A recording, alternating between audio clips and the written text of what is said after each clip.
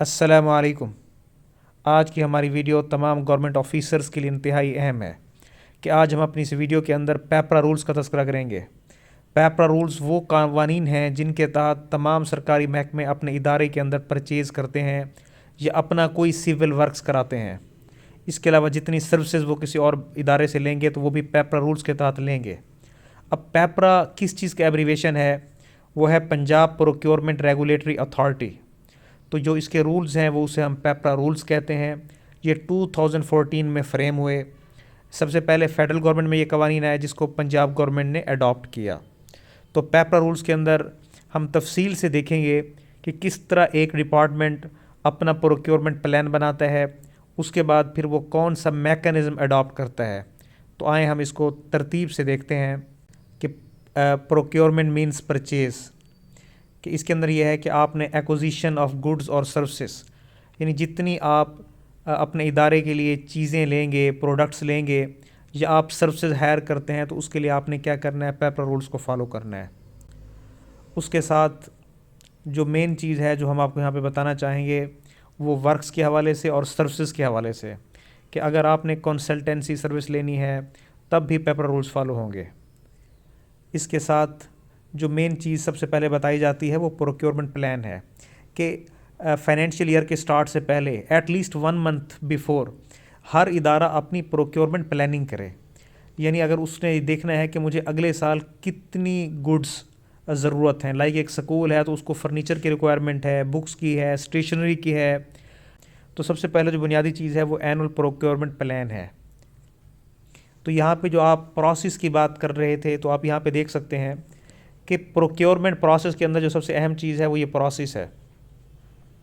इसके अंदर आप देख सकते हैं कि अगर आप जो परचेज़ करने जा रहे हैं, जैसे एक स्कूल है, उसने अगर कोई परचेज़ करनी है, अगर उसकी मालियत 75,000 से कम है, 75,000 से लेस है, तो इसको हम पैटी परचेज़ कहेंगे। यानी आप सिंगल कोटेशन के तहत जाके किसी भी फर्म से रेट लें और वहाँ से आप परचेज़ कर सकते हैं। तो इस ऐसी परचेज़ जो 75,000 से लेस हो उसको हम पैटी परचेज़ कहेंगे, और इसके लिए जस्ट सिंगल कोटेशन आपने लेनी है। लेकिन जब आपकी परचेज़ की मालियत 75,000 से बढ़ जाए और 2 लाख से कम हो, तब आपने कोटेशन वर्क कराना है। कोटेशन का क्या मानी है कि आपने एट लीस्ट 3 फर्मों से, 3 मुख्तलिफ फर्मों से रेट लेने हैं, और वो रिटन के अंदर लेने हैं। आपने रिटन के अंदर रेट लिया कि फ़र्म ए है वो आपको फ़र्नीचर किस रेट में देगा, फ़र्म बी का क्या रेट है, फ़र्म सी का क्या रेट है। आप रिटन में उनसे रेट्स लें, उसके बाद आप अपनी इवैल्यूएशन कमेटी बना लें, वो इन रेट्स को कंपेयर करे, कंपैरेटिव स्टेटमेंट बना ले। उस स्टेटमेंट के बाद तब आपने जाके अपना जो वर्क है वो वर्क ऑर्डर इशू करना है, या आप उसके बाद उसे आप वर्क या कॉन्ट्रैक्ट आप अवार्ड करेंगे। उसके बाद जो तीसरी कैटेगरी है वो ये है कि आपका जो वर्क है उसकी मालियत 2 लाख से ज़्यादा है, तो इसके लिए आपको बिडिंग के अंदर यानी टेंडरिंग के अंदर जाना पड़ेगा। अब 2 लाख से ऊपर के लिए जो सबसे बुनियादी शर्त है वो ये है कि आप अपने इस इश्तिहार को पेपरा की वेबसाइट पर एडवर्टाइज़ करें। तो उसके साथ अगर चाहें, अगर एक इदारा चाहता है तो एटलीस्ट ये उसके ऑप्शन के ऊपर है, वो किसी एक नेशनल न्यूज़पेपर के अंदर एडवर्टाइज़ भी करा सकता है।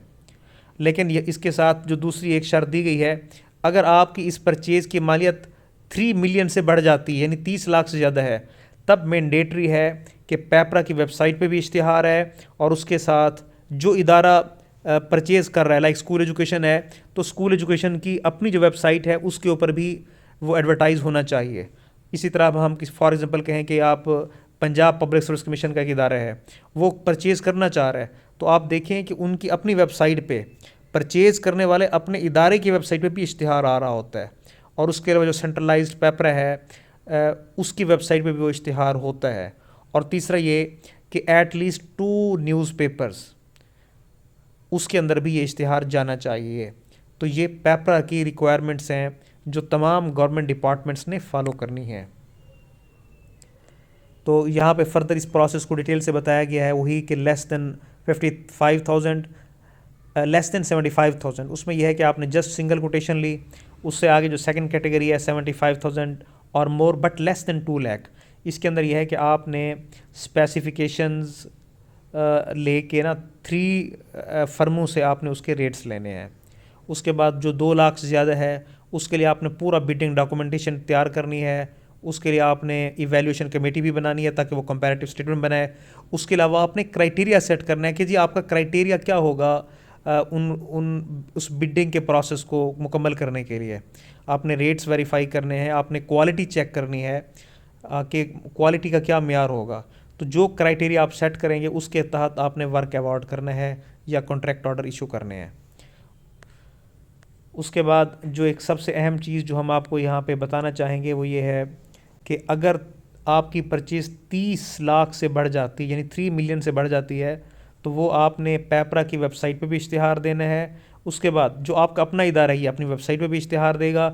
उसके साथ 2 नेशनल डेली न्यूज़पेपर के अंदर भी आपने ये इश्तिहार देना है। एक इंग्लिश का अखबार हो और एक उर्दू अखबार हो। ये मैंडेटरी रिक्वायरमेंट्स हैं पेपरा की।